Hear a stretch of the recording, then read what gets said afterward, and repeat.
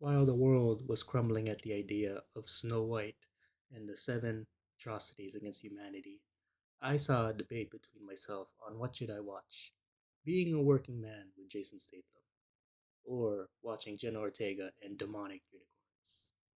Guess what I chose to watch?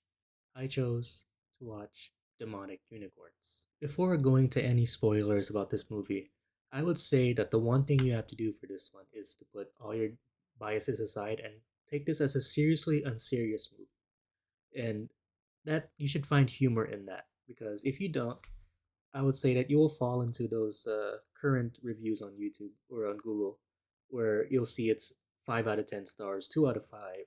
And you shouldn't really have that perspective where you're deeply analyzing this film or shredding it to pieces as with Snow White, because what are you going to do about it? It's a movie about unicorns.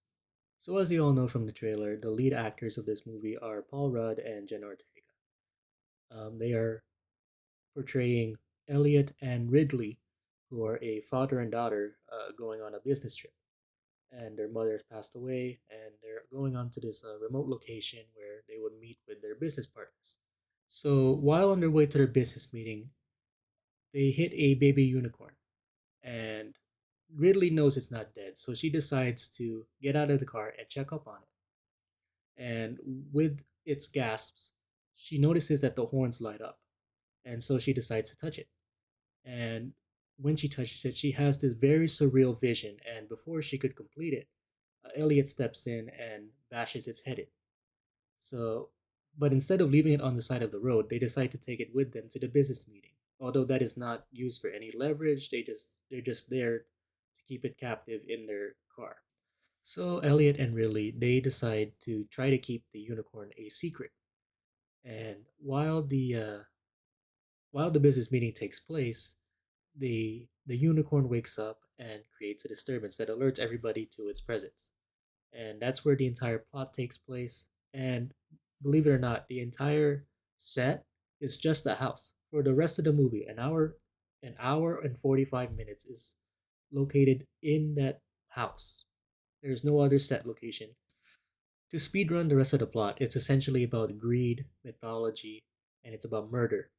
Well, not murder from people, it's about murder from the unicorns. So they essentially take the calf in, they dissect it, they analyze it, and they find out that the blood is able to cure essentially anything. And the main character, not the main character, the father of the people that you're trying to do business with, he has pretty much cancer, and the cancer is cured or put into spontaneous remission, as the doctor said. And they start to see that it's probable that they found a cure for cancer and cure for anybody. So they decide to try to market it, or not really market it. They try to mass produce it, and although they try to do so, essentially they are stopped with the unicorn's parents come around. So while this entire plot line with the business partners and Elliot being on board to mass produce and sell the cure or blood of the unicorn, Jenna, on the other hand, is researching the mythology of the unicorns. And she reads this little article that says that the unicorns were able to be friendly and be tamed in the Bible. And while the unicorns are, in fact, can be subdued and held in captivity, they are violent and will attack their people who held them in captivity. And that's essentially what happens in the story, where after the unicorn's parents comes in, they start murdering the doctors, they start murdering some of the people in the house. They even murdered the father of the business partners, and they go on this rampage. So the rampage goes on from late night to mid morning and late afternoon, because in the final act that's how the scene transitions. They go from inside the house to outside, and the unicorns are friendly to Jenna, and that's established throughout the movie because of their interactions with the unicorn horns, her her her being hurt while when the unicorn's horns are sawed off by one of the doctors, and because of their friendliness to Jenna, they help resurrect Elliot, and at the same time they set up the cliffhanger where they help assist Elliot and Ridley knock off the police car. which has them in it to escape. So that's it, pretty much the entire plot, and the rest of the video is just my thoughts on it and reflections from the movie. So one of the things I would like to talk about is that I don't really think that the characters nor the story was fleshed out very well. In talking about one of the characters, Elliot, I don't really think he was there for anything besides being there for the comedic relief and trying to push the doctors into selling one of the horns, or just the snorting the unicorn dust. I don't really think that he's really there for anything else besides those three factors. And speaking of characters, I don't really think that you feel anything when any of them die, any catharsis when they die. For example, when Elliot died, I didn't really feel anything besides him, even though he had a character arc. That character arc about him not being a good father to Ridley, not being a good example for Ridley, and not being there for Ridley. It's although that was pretty sad, you don't really feel anything when he died. And speaking of characters, to wrap it up, I think that all of them were disposable. They didn't really have a good fate when or a good impact to the viewer. For example, the doctors. Even though Doctor Song was able to walk everyone through the unicorn's characteristics, this electromagnetism on how to keep the unicorn alive, why it's alive, and the characteristics of the blood, he just dies after being impaled by the unicorn. And then his other co-worker, the other doctor, she dies after being torn apart by two unicorns after being used as a scapegoat.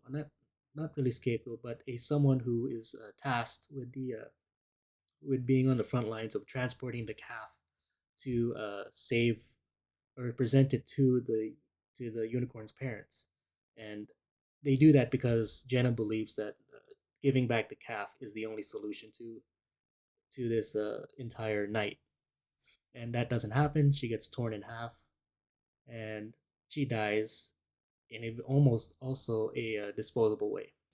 My second point is that I believe that the setup between how Ridley and the unicorns are connected to each other, it's kind of murky because the only true link is between them touching horns. That's it. And I don't know if there's a it's something that I missed on the first watch, but I might go back and rewatch it. Who knows? But seeing that after Ridley touches their horn once, and they see her as like a safety and like off limits type of thing, I really don't understand that one. But who knows? Maybe I can review this one again. Speaking of Ridley, I don't think that's a good name for Jenna Ortega's character. As you saw throughout the video, I kept naming the main character Jenna, and although that might not resonate with some of you, I sort of thought that I always keep forgetting that I'm looking at Ridley and not Jenna Ortega. Onto the aesthetics of the film. In terms of humor, the humor is there, but it's not your direct or read between the lines humor. It's sort of the zone out and you'll miss it, in addition to the dry humor. The humor is definitely, you'll have to not really understand it, or like Rick and Morty type of stuff. It's not type of that, but it's more of a, if you don't hear it, you won't get it.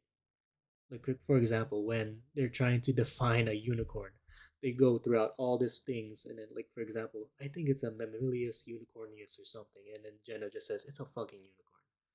That's a type of humor. That's it. That's the type of humor that's on this film. And although that like for example, I'm sorry, I'm messing up the tape, but for example, when Griff is assisting everybody in the plan to get the to escape or get the unicorns out, when things go awry after the doctor gets torn in half, he just says "fuck this" and just like, runs out the gate. That's the funny part of the that's the type of humor that happens in this movie. Most of you will not may not get it, but to me, that's my type of humor.